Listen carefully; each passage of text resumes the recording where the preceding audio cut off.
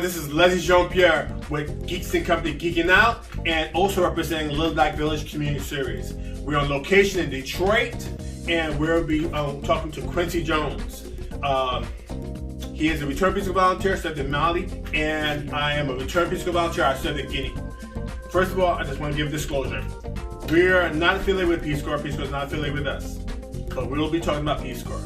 Peace Corps is a federal agency that sends Americans overseas to help out in economic and social development around the world. It's going to be celebrating the 60th anniversary, so what better time to talk about Peace Corps? Well, I always talk about Peace Corps, but what better time to talk about Peace Corps than during Black History Month and also when 60th anniversary is coming up around the corner. So stay tuned. We'll be back with Quincy, and thank you for watching. Geeks and Company Geeking Out. That's what I do. I geek out about everything, especially Peace Corps and community service.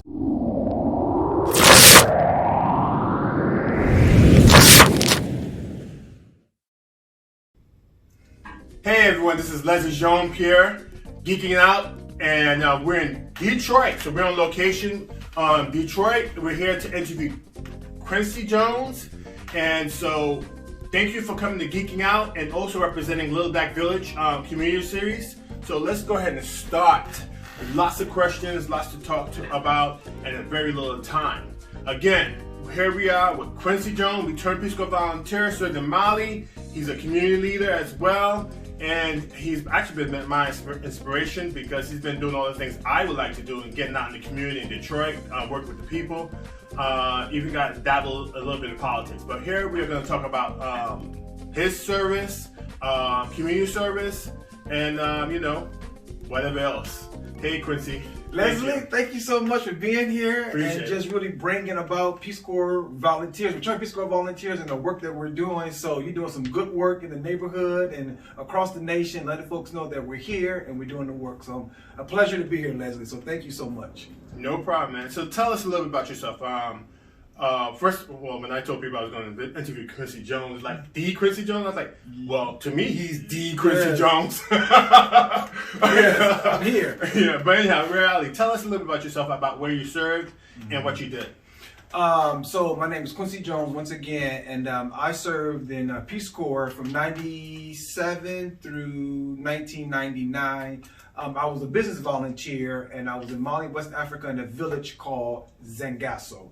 And so I had a couple of duties. One, we worked with entrepreneurs to bring about their work in the neighborhood, in the village. So for an example, chicken farm raising, like working with individuals that was working on the farm, raising chickens. We work with them.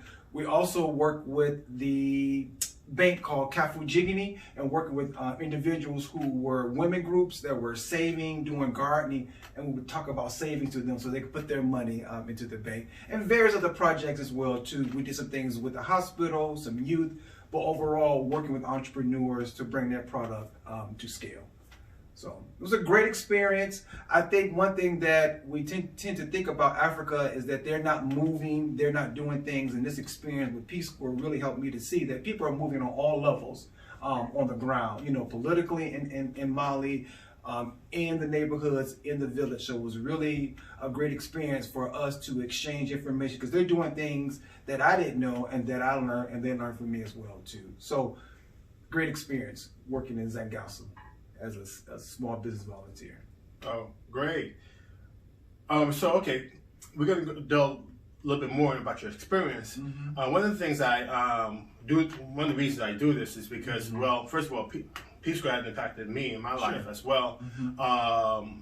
But the reality is, what made it more significant as far as why I'm doing this as well is because like you, I was one of the very few African-American Peace Corps volunteers, especially African-American male Peace Corps volunteers. So I'm going to ask you the question, how many people were in your group that were representing people like you? Black people or people of color? Let me think. So just kind of top of my head, 1, 2, 3, 4. So there were about 25 individuals that came in our stage. And I believe we had 5 people that were black, between men and women. So I believe we had 2 men and 3 women that were black. But out of a group of how many? 24, I believe. 24? Oh, okay, so that's not yeah, bad. Yeah, 24. And you know, my experience, I know a lot of times when black people go overseas and with Peace Corps, they had kind of like a different experience, you know, living in the villages and things of that nature. I didn't really have an issue being black in Africa. People were really excited that I was there. So my experience as a Peace Corps volunteer living in Africa as a black American was not a negative experience at all. And if it was, I didn't recognize any negativity. So my experience was a great experience. I think that people were just really shocked to see blacks that were American serving in Peace Corps and had questions about us, our life back in America. Yeah. So, and I'm glad you mentioned that because, of course, it's not about negativity. It's about more representation. yeah. So, again, for me, I had the best time, you know, I wouldn't, about 30 years, 20-something years later, I wouldn't be still talking about Peace Corps. But what I realized, basically more so after, in the retrospect, is that there weren't many people like myself. No, it wasn't. That's true. You know, and that's what, and still 20 years later, a couple of decades later, it's still the same situation. You're still talking about it. You know, it's a shame, but, you know, we're going to keep on talking about it until it actually makes significant change. So I do think it needs to be more of a connection and what happens after Peace Corps. Like, why is it important for people, black people, to do international work or get engaged in international? So, and I think once you leave Peace Corps, in my opinion, I think the connection kind of leaves. I mean, I know a lot of things happen in DC, but how do we make that connection across the nation? You know, once an individual leaves, and then what are the things that you can do once you get out of Peace Corps? So I think sometimes when people think about Peace Corps, you know, is that you only work in the villages, you're only doing health work. There's a wide range of discipline that individuals can do, from business to youth development. To me, that needs to be really brought out a little bit more, and how your experience as a college person in school, how that can transition over to Peace Corps and getting these real life, real experience.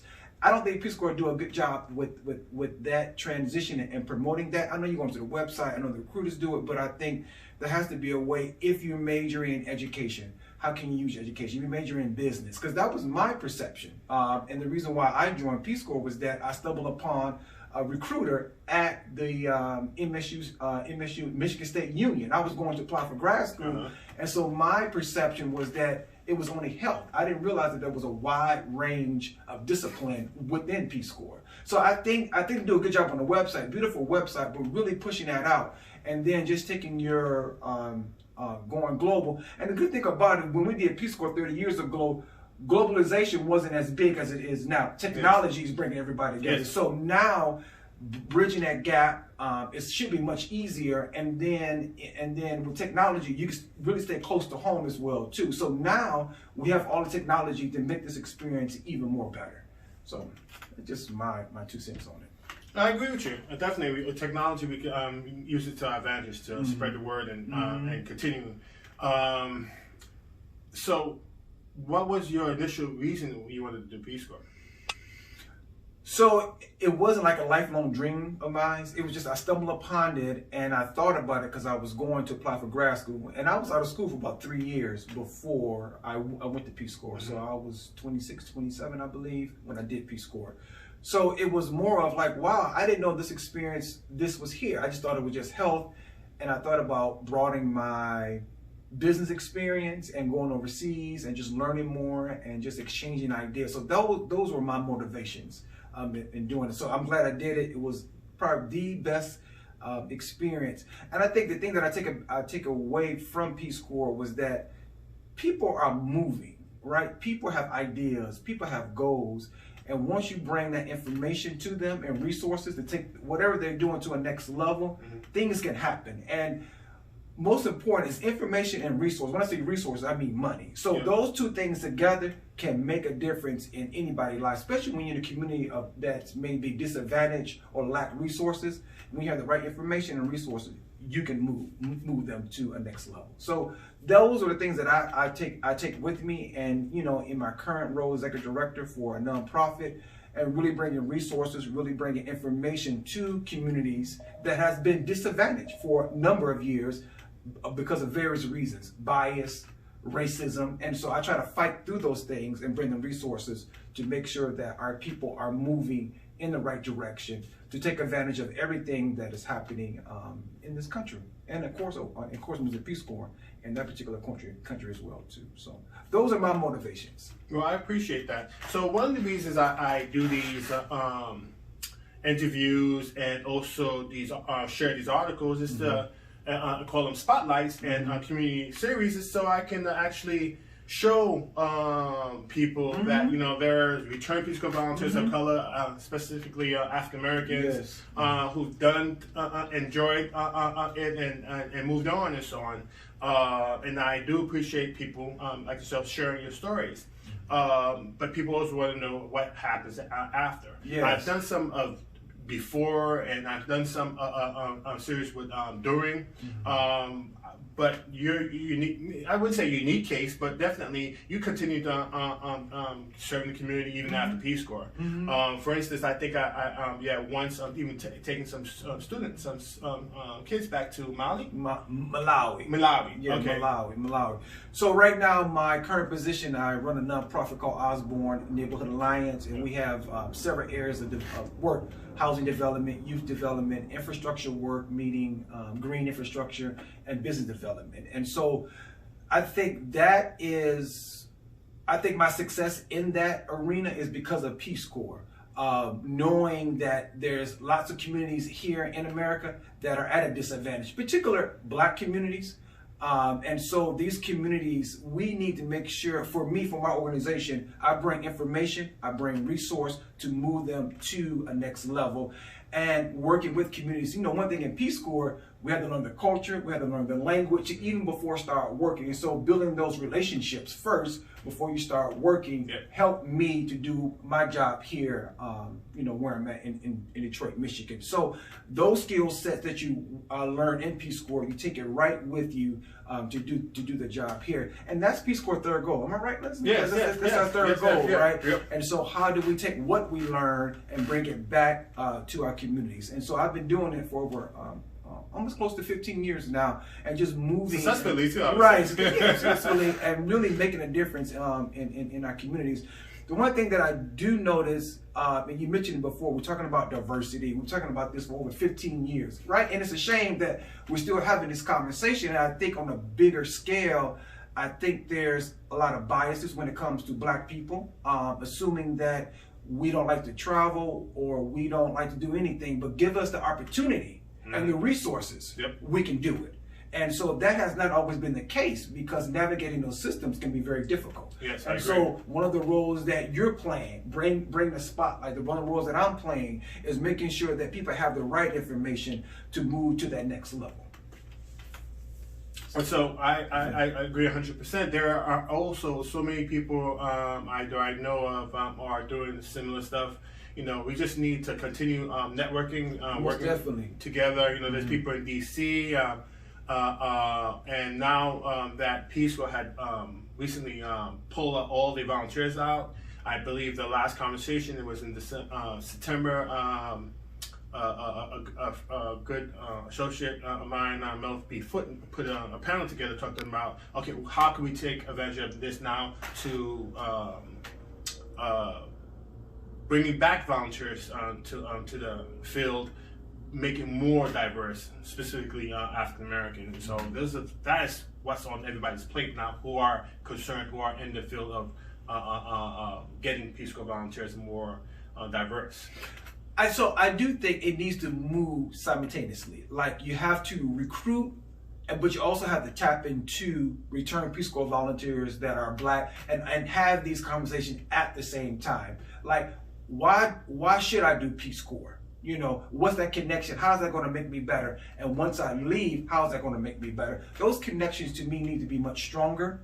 And it needs to happen on all levels. It needs to happen on the Peace Corps level. It needs to happen on the community level. Peace Corps need to hire you to do this. You know what I mean? To go around the nation and bridge that gap, because it needs to happen at all levels. And everything don't have to be concentrated in DC or at those central offices. They need to happen across the nation, in Detroit, in small towns, big towns. That, to me, those are the connections that needs to happen. And we both need to talk about return Peace Corps volunteers and the individuals that are interested in going, particularly for Black people that want to go overseas and do Peace Corps. So those connections need to be much stronger. I mean, they're probably happening, but how do we strengthen that? How do we enhance that? But those conversations needs to happen, to me, simultaneously.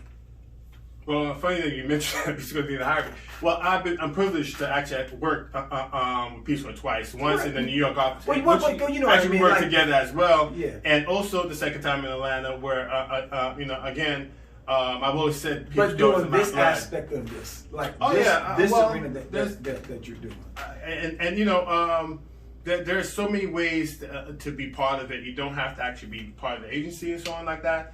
Of course, I would go back in a heartbeat, but in this facility, I have a little bit more freedom without politics and so on, which usually heavily weighs on what you could do, with Peace Corps. So there's both ways to do so. But the main thing is really talking to people like yourself, encouraging others to look into the Peace Corps. Many people, and I agree with, say Peace Corps is not for everybody, but everyone should know about it, So listen, you know what? I disagree with that. What's that? I think Peace Corps is for everybody. Oh, okay. I do think that connection needs to be much stronger. The wide range of discipline that Peace Corps have, from health, youth, business. So those connections, once you get international, now that we're more global, I mean, we're more of a global than we were 30 years ago. So for people to have that edge, Peace Corps gives you that competitive edge once you come back to interact nationally, locally. You know what I mean? So for me, I think it's for everybody. Now, the timing, how you do that may be a little bit different depending on where you're at in your life. But as far as you want to be more global and more connected, I think Peace Corps adds on to what is happening right now in this global village. I agree with you 100% with that. The thing is, Peace Corps is open to everybody. That's one. Peace Corps is available, and everyone should know about it. The only reason I say it may not be for everybody, because on my times as a recruiter, when going to smaller counties where people have never left their homes. That's true. They wouldn't even know. I mean, we would have to really prepare them to leave and be adaptable in a different. So that's one of the issues too. Going to diverse communities and other communities where sometimes people have never left their county. That's true. So yes, I agree. Peace Corps should be for everybody, and it is for everybody. Just not everybody knows enough about it ahead of time. A lot of traditionally, Peace Corps was for, how would I say, a mostly middle class family. And well connected. I mean, and then when it started in the '60s, we still was going through some civil rights and so on. So now we're competing, against people who've had grandparents who did Peace Corps and so on. Legacy.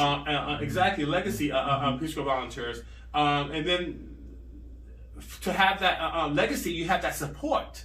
The family support, the community support. And you always heard about Peace Corps. Exactly. So now you have African Americans who probably not, have had that or don't have that. It's a little, hard. It's not only just getting them to join Peace Corps, but once you're in Peace Corps, you need that support too as well. That continued support, not only within an agency, but the family as well.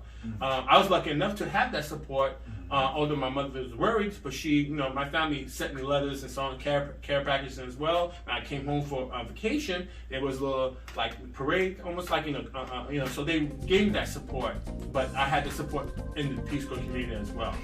Yeah.